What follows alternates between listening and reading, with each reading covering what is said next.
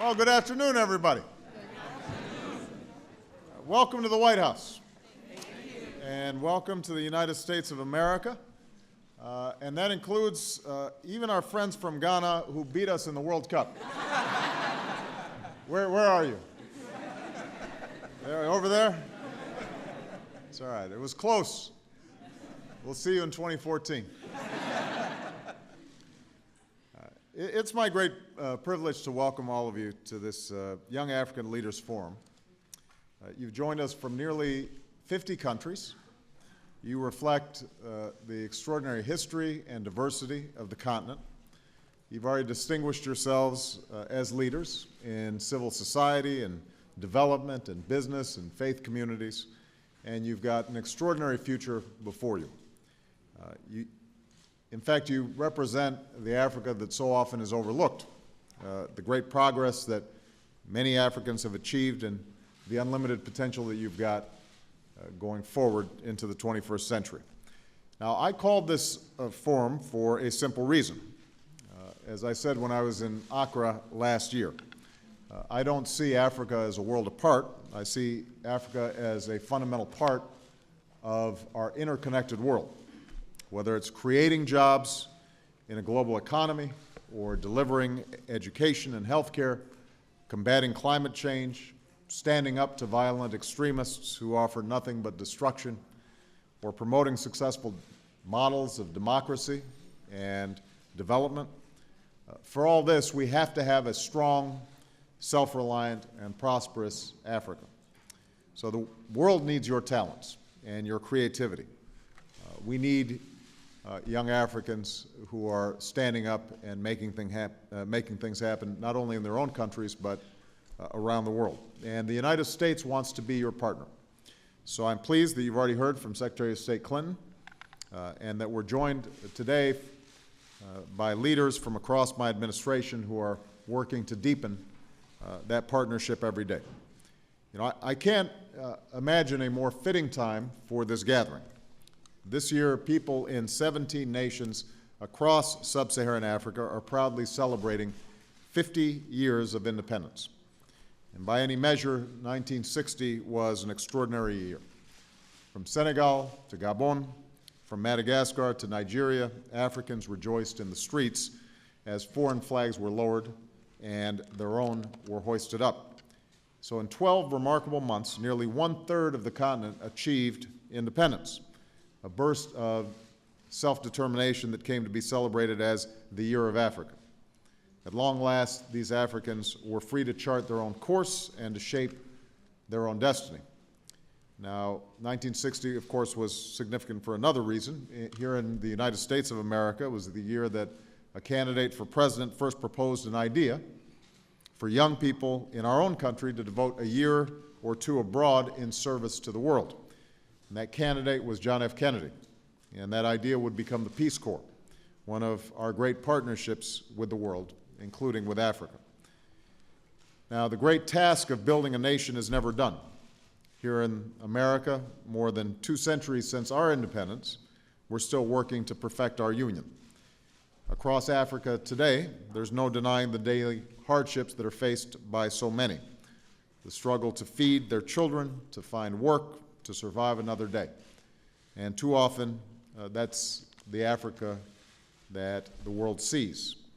But today you represent a different vision, a vision of Africa on the move, an Africa that's ending old conflicts, as in Liberia, where President Sirleaf told me, today's children have not known a gun and not had to run. An Africa that's modernizing and creating opportunities, agribusiness in Tanzania, prosperity in Botswana, political progress in Ghana and Guinea. An Africa that's pursuing a broadband revolution that could transform the daily lives of future generations. So it's an Africa that can do great things, such as hosting the world's largest sporting event. So we congratulate our South African friends, and while it may have been 2 European teams in the final match, it's been pointed out that it was really Africa that won the World Cup. So once again, Africa finds itself at a moment of extraordinary promise. And as I said last year, While today's challenges may lack some of the drama of 20th century liberation struggles, they ultimately may be even more meaningful, for it will be up to you, young people full of talent and imagination, to build the Africa for the next 50 years. Africa's future belongs to entrepreneurs, like the small business owner from Djibouti who began selling ice cream and now runs his own accounting practice and advises other entrepreneurs. That's Miguel Hassan Farah. Is Miguel here? There he is right there. Don't be shy. There you go.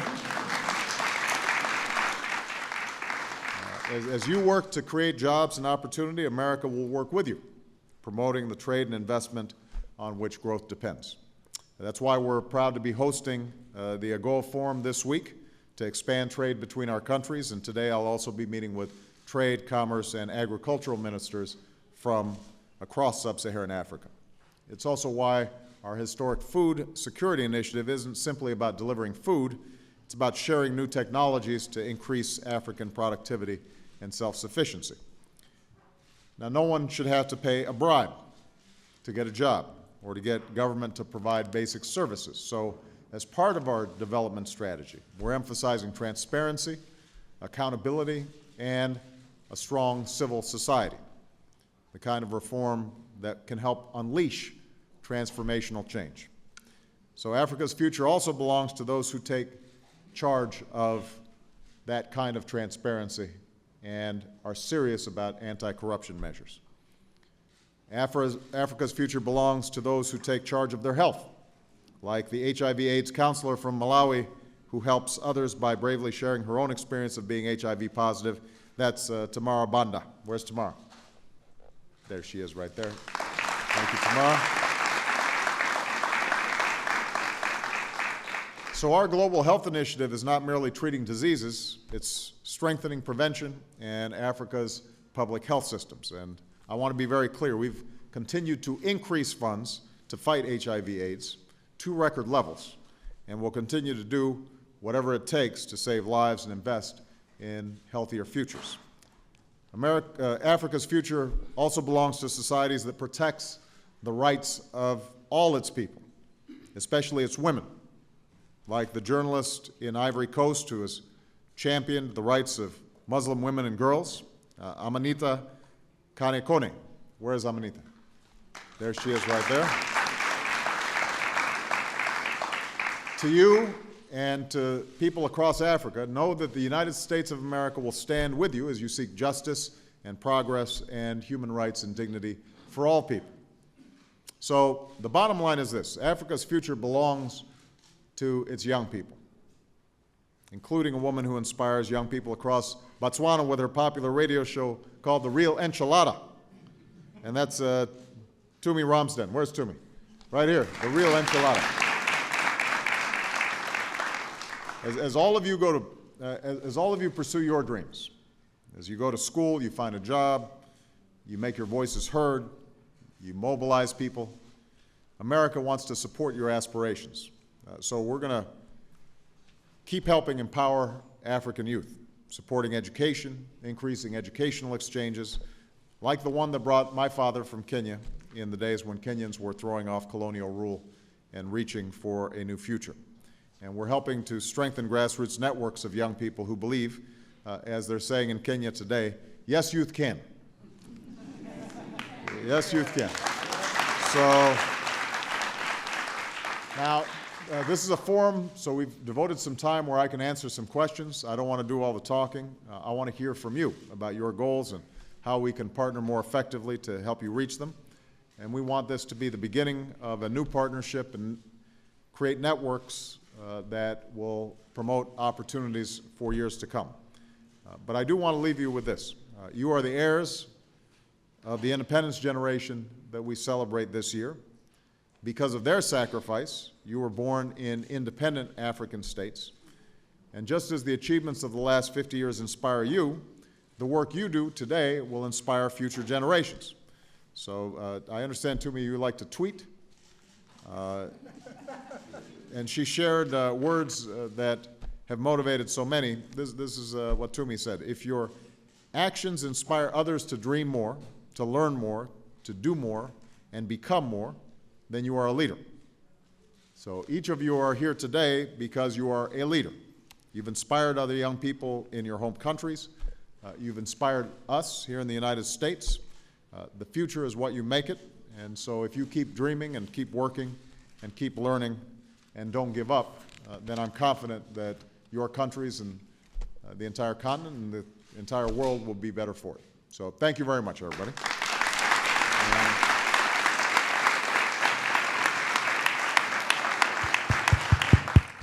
All right, with that, I'm going to take questions. Now, here are the rules. People, everybody who has a question, they can raise their hand. In order to be fair, I'm going to call girl, boy, girl, boy. We're going to alternate. And try to keep your question relatively short. I'll try to keep my answer relatively short so I can answer as many questions as possible because we have a limited amount of time. Okay? I'm going to start with this young lady right here. And please introduce yourself and tell me where you're from also. Okay, thank you very much. I will express myself in French if it doesn't That's make fine. a problem. Somebody will translate for me? Yes? Yes, Go Mr. ahead. President. Just make sure that you stop after each sentence because otherwise she will forget what you had to say. Thank you very much. Bonjour, Monsieur le Président. Bonjour tout le monde. Je suis Fatoumata Sango du Mali. Alors, Monsieur le Président, j'aimerais juste poser une question, bien évidemment, à laquelle je n'ai pas de réponse par ailleurs. Donc, j'aimerais avoir votre réponse personnelle. Mais avant... Mr. President, hello, and hello, everybody. I'm Fatouma Sango of Mali. I do have a question for you, and I look forward to getting your answer. But before I do so, Je voulais juste avant vous dire combien nous sommes comblés d'être ici, combien nous sommes honorés d'avoir cette chance, nous, en tant que jeunes leaders de l'Afrique, leaders dans nos différents pays, que vous reconnaissez nos efforts dans ce sens-là, combien nous sommes honorés de porter la voix de cette jeunesse africaine, mais nous sommes également conscients de la lourde mission qui est la nôtre au retour de porter ces messages qui sont les vôtres. I'd like to begin by telling you, Mr. President, how truly honored and privileged we feel to be with you today, and how privileged we are to express the voices of African youth, of African young leaders, and of course, fully appreciate your recognizing us and giving us the opportunity to be here, and also recognizing our own responsibility to take your voice back home. Thank you. Et combien nous sommes honorés de faire partie de ce grand changement, parce qu'on peut l'appeler ainsi véritablement. Cet événement, cette initiative que vous avez prise de ce forum, d'organiser ce forum avec la jeunesse africaine, j'en suis persuadée, est le début d'une nouvelle ère pour l'Afrique, une nouvelle ère pour nos relations futures de l'Afrique avec les États-Unis d'Amérique. Je voulais savoir tout simplement, est-ce qu'il y a eu un déclic à un moment donné dans votre parcours professionnel ou personnel, à un moment donné quand vous avez eu ce déclic d'avoir cette idée et que vous mettez en œuvre aujourd'hui cette vision? Est-ce qu'il y a eu ce moment-là dans votre vie et lequel? I'd like to say that I'm convinced this is an important watershed moment. This is the beginning of important change. The wonderful initiative you had to call us all here. I wonder, when did you see that particular light? When did you imagine that bringing us here would be such a good idea? I'm wondering what your thought process was, Mr. President. Well, first of all, one of the things that happens when you're president is that other people have good ideas and then you take credit for them.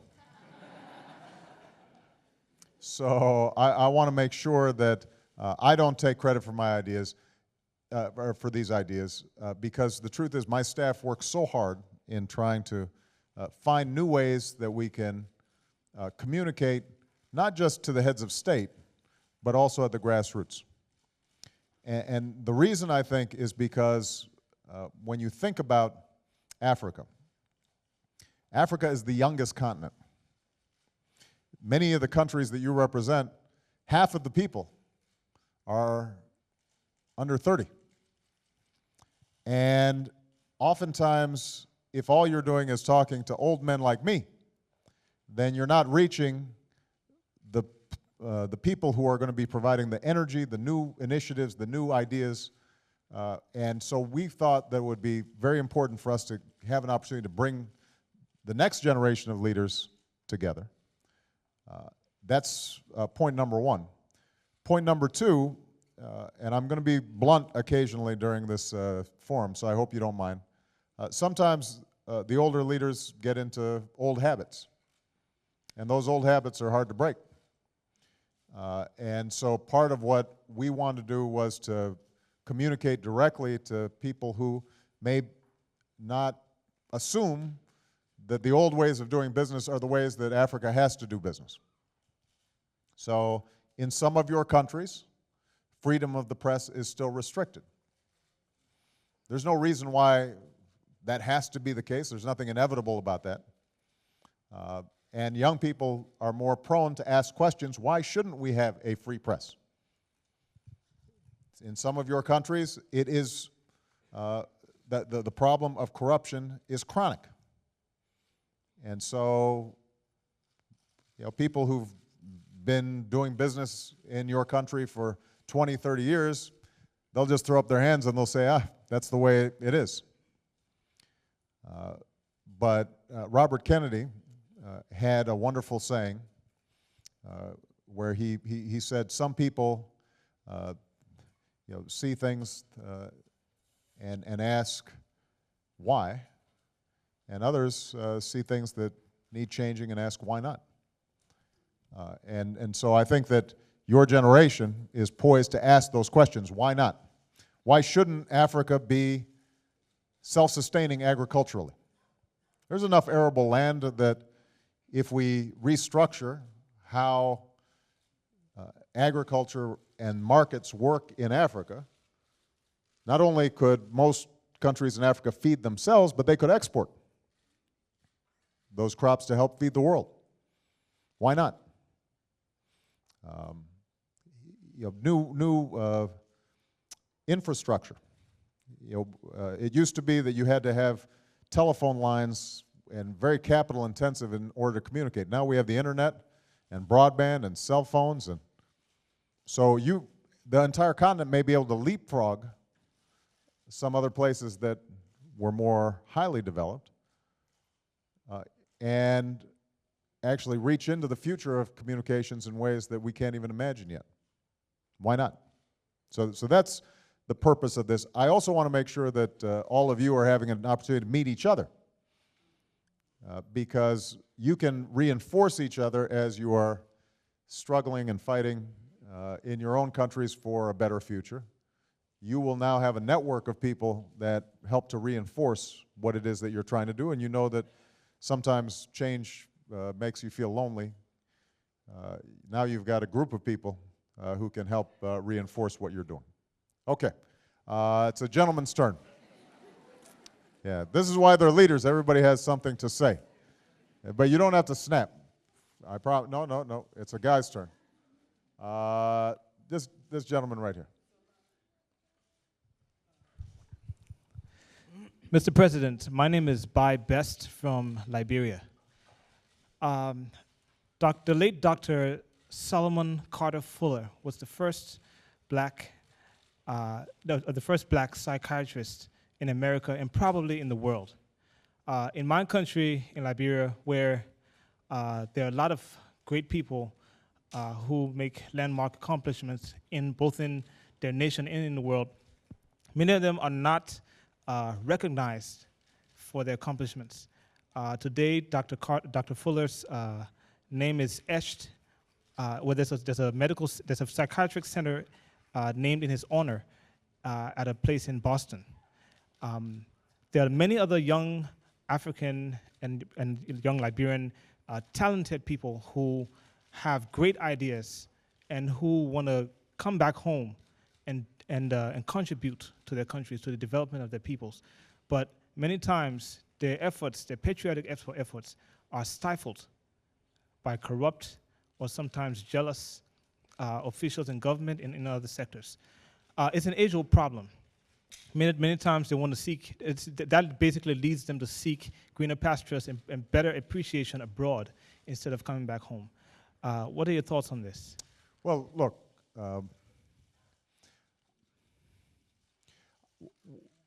this is a problem that's not unique to Africa.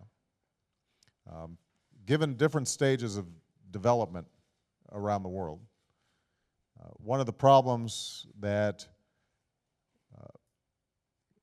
poorer countries often have is that the best educated and the most talented have opportunities elsewhere. And so there's what's called the brain drain. People saying, you know, if I can make 10 times as much money if I'm a doctor in London as I can if I'm a doctor back home. And so this is a historic problem. Here's the interesting moment that we're in, though. If you look at where the greatest opportunities are, they're actually now in emerging markets. I mean, there are countries in Africa that are growing 7, 8, 9% a year. So if you're an entrepreneur now with an idea, you may be able to grow faster and achieve more back home than you could here. Now, it entails greater risk. You know, so it may be safer to emigrate, but it may be that you can actually achieve more quickly back home. And so the question is for young leaders like yourselves, where do you want to have the most impact? And you're probably going to have more impact at home, whether you're a businessman or woman, or you are a doctor, or you are an attorney, or you are an organizer. That's probably going to be the place where you can make the biggest change.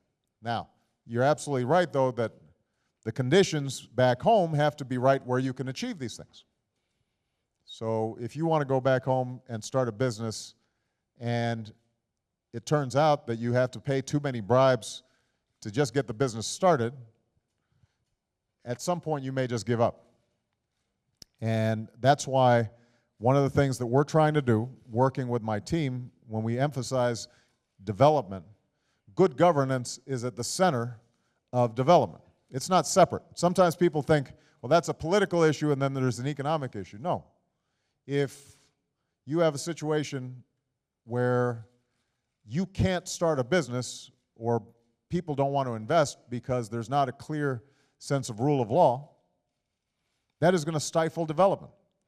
If farmers have so many middlemen to get their crops to market that they're making pennies when ultimately their crops are being sold for $10, over time that stifles agricultural development in a country.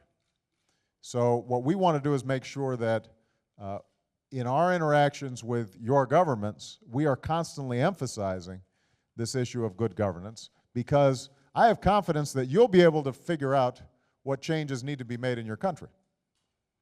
I've always said the destiny of Africa is going to be determined by Africans. It's not going to be determined by me. It's not going to be determined by people outside of the continent. It's going to be determined by you. All we can do is make sure that your voices are heard and you're able to rise up and take hold of these opportunities. If you do that, I think that there are going to be a lot of people who even if they're educated abroad, want to come home to make their mark. Okay? All right. Let's see. I'm going to call on this young lady right here. Muito boa tarde a todos e obrigada por esta oportunidade. Good afternoon, everyone, and thank you, Mr. President, for this opportunity. That sounds like Portuguese. É português de Moçambique, Sr. It is Presidente. indeed from Mozambique, sir. Right. Sr. Presidente, sabendo que a América tem marco de referência na democracia e sendo o Sr. Presidente dos precursores dessa democracia nesta era, e Moçambique, Knowing, Mr. President, that of course America is a reference point for democracy in the world and that you, sir, are indeed a protagonist in that context today, gostaria de perguntar ao Sr. Presidente o que é que recomendaria à sociedade civil e aos jovens do continente africano I would love to hear from you, sir, what you would recommend to the young people in Africa and to civil society in particular. para persuadir a não violência e advocar pelo respeito pelos princípios democráticos e boa governação no nosso país, In terms of following principles of nonviolence and good governance and democratic principles in our country. visto que a nossa realidade é 80% das abstenções, não fiscalização das eleições, Because, of course, our reality is very often quite starkly different. There 80% abstentionism often in elections, and eleições que não são transparentes elections that indeed lack transparency, e que muitas das vezes acaba por levar a um conflito social. and Obrigada. that all too often lead, alas, to social conflict. Well, Thank you. let me say first of all that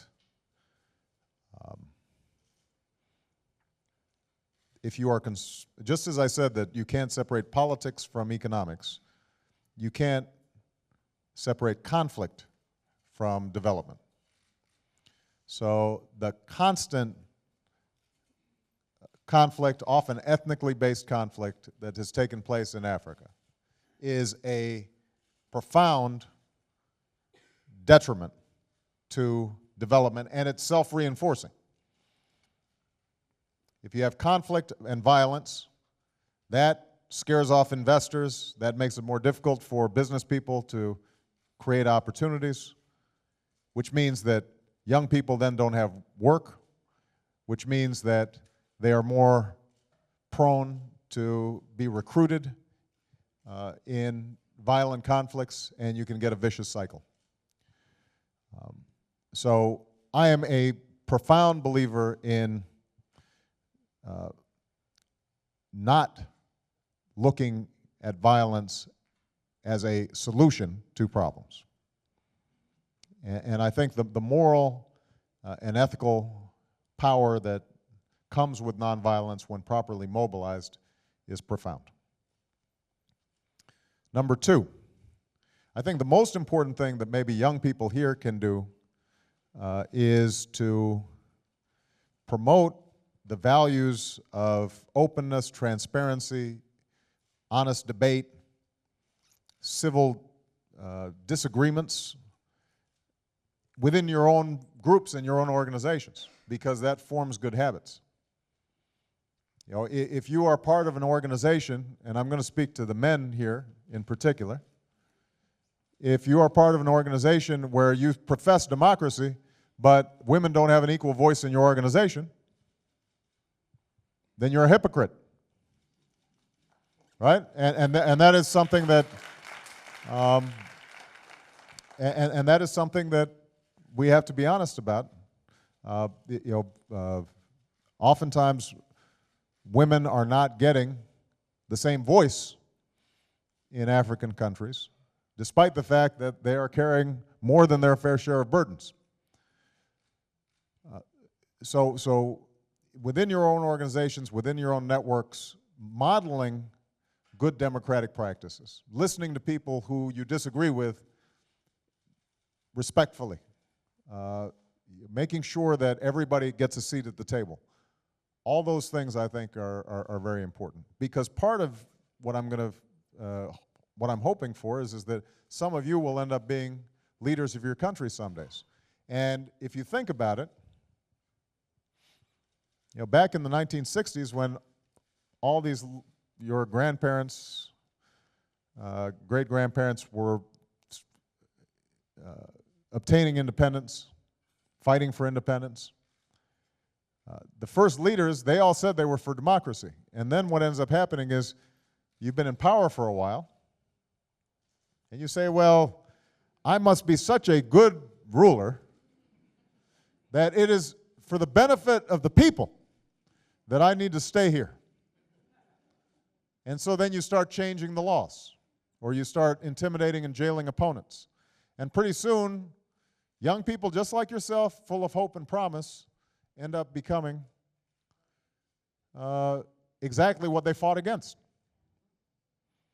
So one of the things that I think everybody here has to really internalize is the notion that I think it was Gandhi who once said, you have to be the change that you seek. You have to be the change that you seek. And one of the wonderful things about the United States is that in my position as president, there are often times where I get frustrated. I think I know more than some of my critics. And yet, we have institutionalized the notion that those critics have every right to criticize me, no matter how unreasonable I think they may be. And I have to stand before the people for an election. And I'm limited to 2 terms. Doesn't matter how good a job I do. And that's good, because what that means is that we've instituted a culture where the institutions of democracy are more important than any one individual. And now, it's not as if we're perfect. Obviously, we've got all kinds of problems as well, but what it does mean is that the peaceful transfer of power and the notion that people always have a voice, our trust in that democratic process is one that has to be embraced in all your countries as well. Okay? All right, it's a gentleman's turn. Let me try to get this side of the table here. This gentleman right here. I'm not going to get everybody, so right. I apologize in advance. Thank you very much, Mr. President. My name is Felix Rimban from Malawi. Mr. President, HIV/AIDS is greatly affecting development in Africa. And if this continues, I'm afraid I think Africa has no future. And I think it's young people like us that must bring change. And we really need a strong HIV prevention program, but again, access to treatment must be there. I attended the recent World AIDS Conference in Vienna, and the critics were saying that the West and the US government is not supporting enough the HIV/AIDS work in Africa through the PEPFAR and the Global Fund. But again, on the other side, other HIV/AIDS activists are saying that Africa on its own has not mobilized enough resources to fight the HIV/AIDS pandemic, and they are largely depending on the West. I think the challenge for us as African young leaders is to make sure that this comes to an end, and we really need to reduce the transmission. I don't know from your perspective, what can we do to make sure that this comes to a stop? Otherwise, it's greatly affecting development in Africa. Good. Well, let me start by just talking about the United States and what we're doing. I had some disagreements with my predecessor, but one of the outstanding things that President Bush did was to initiate the PEPFAR program. It's a huge investment in battling HIV/AIDS, both with respect to prevention and also with respect to treatment. Billions of dollars were committed. We have built off of that. So when you hear critics, what the critics are saying is that although I've increased the funding of the PEPFAR program, they would like to see it increased even more, which I'm sympathetic to, given the fact that the need is so great. But understand, I've increased it, I haven't decreased it. At a time when the United States is suffering from the worst economic recession, just coming out of the worst economic recession that we've seen since the 1930s. Nevertheless, because of our commitment to this issue, we've actually increased funding. Now, we have couched it in a broader initiative we call the Global Health Initiative, because even as we're battling HIV/AIDS, we want to make sure that we are thinking not only in terms of treatment, but also in terms of prevention and preventing transmission. We're never going to have enough money to simply treat people who are constantly getting infected. We've got to have a mechanism to stop the transmission rate. And so one of the things we're trying to do is to build greater public health infrastructure, find what prevention programs are working, how can we institutionalize them, make them culturally specific, because not every program is going to be appropriate for every country. I will say that in Africa in particular, one thing we do know is that empowering women is going to be critical to reducing the transmission rate. We do know that because so often women not having any control over sexual practices in their own body end up having extremely high transmission rates. So the bottom line is we're going to focus on prevention, building a public health infrastructure. We're still going to be funding at very high levels antiviral drugs. But keep in mind, we will never have enough money. It will be endless, an endless effort if the transmission rates stay high and we're just trying to treat people after they're sick. It's the classic story of a group of people come upon all these bodies in a stream, and everybody jumps in and starts pulling bodies out. But one wise person goes downstream to see what's exactly happening that's causing all these people to drown or fall in the water. And that's, I think, what we have to do is go downstream to see how can we reduce these transmission rates overall. And obviously, when I visited Kenya, for example, just in terms of education, Michelle and I, we both got tested near the village where my father was born. We got publicly tested so that we would know what our status was. That was just one example of the kinds of educational mechanisms that we can use that hopefully can make some difference. All right? Okay, it's a woman's turn. Okay, this one right here. Thank you very much, Mr. President, and greetings from Ghana. My name is Shamima. We're looking forward fervently to 2014 for a repeat. And I recollect that I was hosting a radio program the day of the match, and we have a football pundit in Ghana. He doesn't speak English quite well, but very passionate. And so I was interviewing him about what the psyche of our boys should be ahead of the match. And he said to me that, Shamima, this is not war, it is football. If it were to be war, then maybe we should be afraid, because the might of America is more than us. This is football. They should go out there and be the best that they could be, and they did. Well, so they that's did by an the way. excellent job. They were a great team. Mr. President, my question now is that I hear a lot of young African leaders wonder how committed America would be to a partnership. I hear those who are cynical about the notion of partnership. They ask, and always they ask, partnership? What kind of fair partnership can exist between a strong and a weak nation? And so as we prepare ourselves for the future, we ask the same question of America. How committed is your country to ensuring that the difficult decisions that young people have to make about trade, about agriculture, about support are made to the extent that they may not be in the interest of America? Because they tell me also that America will protect its interest over and above all else. Is America committed to ensuring a partnership that might not necessarily be beneficial to America, but truly beneficial to the sovereign interest of the countries that we represent? Well, let me say this. All countries look out for their interests.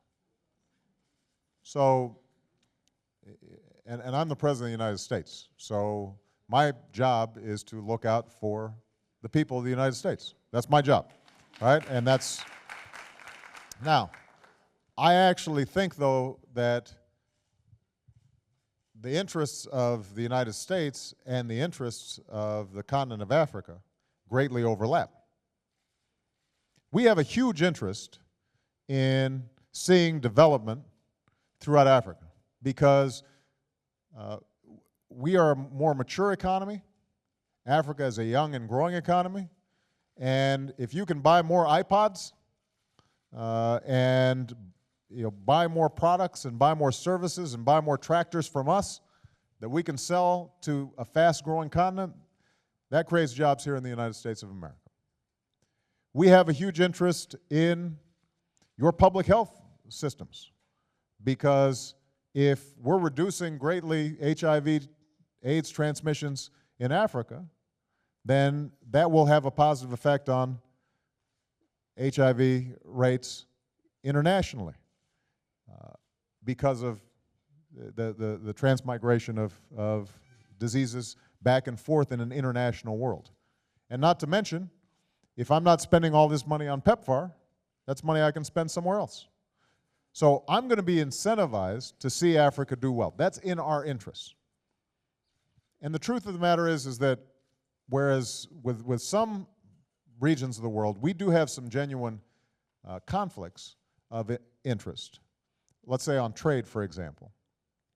The truth is that the United States, we don't have huge conflicts when it comes to trade, because frankly, the trade between the United States and Africa is so small, so modest, that very few U.S. companies, U.S. Commercial interests are impacted. That's why AGOA, our trade arrangement with Africa, is we can eliminate tariffs and subsidies and allow all sorts of goods to come in, partly because you are not our primary competition. Now, I don't want to pretend that there aren't ever going to be conflicts. There will be. There's going to be difference in worldviews.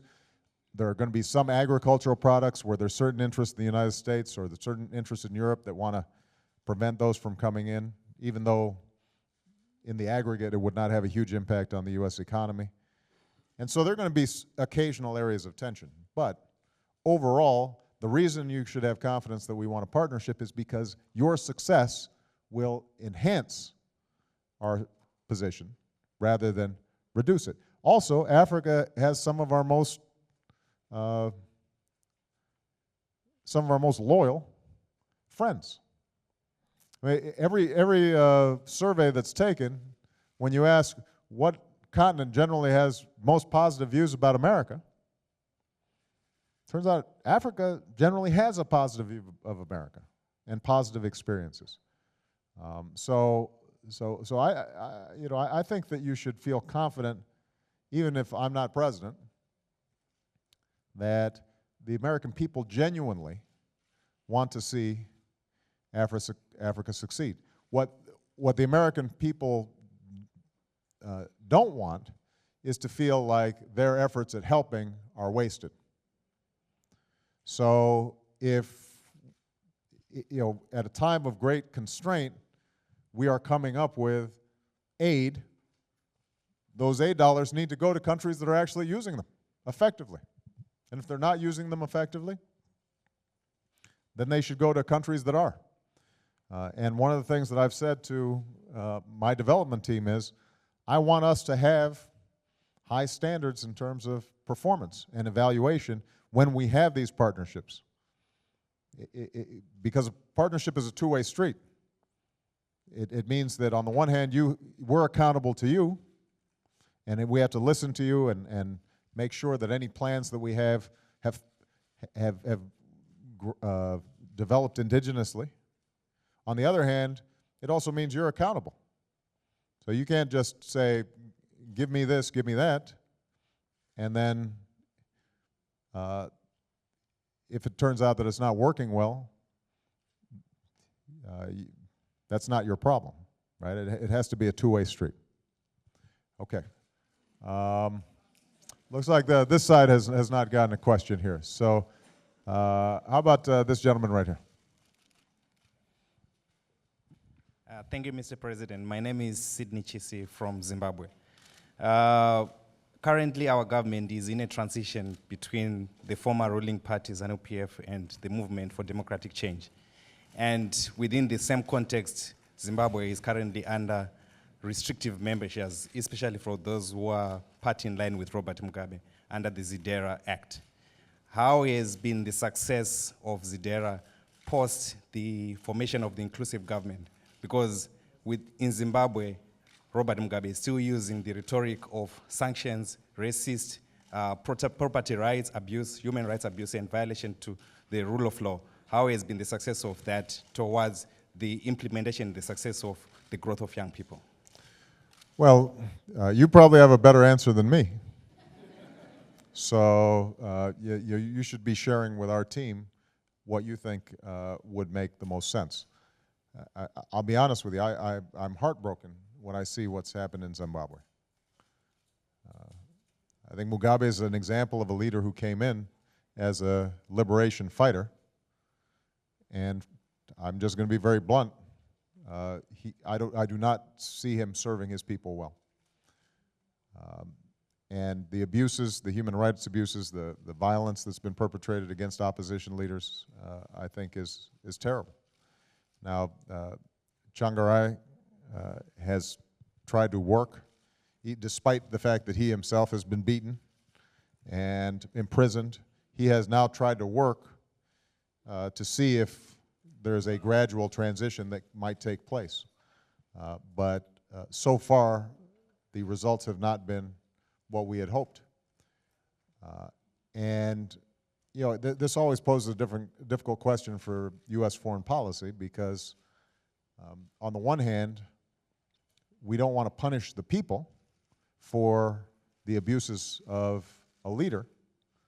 On the other hand, we have very little leverage other than saying, if they're just systematic abuses by a government, we are not going to deal with them commercially. We're not going to deal with them politically in ways that we would with countries that are observing basic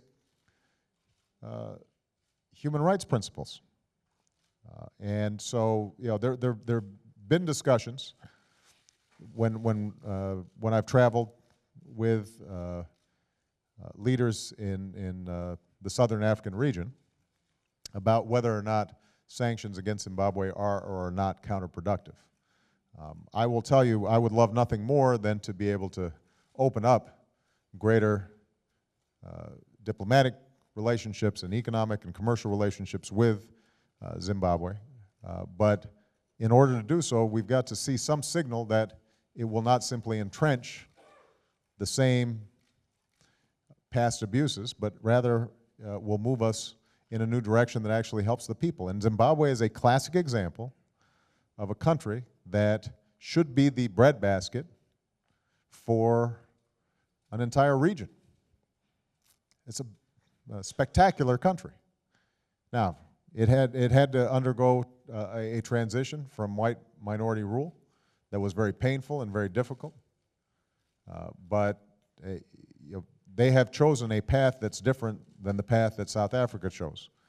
South Africa has its problems, but from what everybody could see during the World Cup, you know, the potential for moving that country forward as a multiracial African democracy that can succeed on the world stage, that's a model that, so far at least, Zimbabwe has not followed, and that's where I'd like to see it go.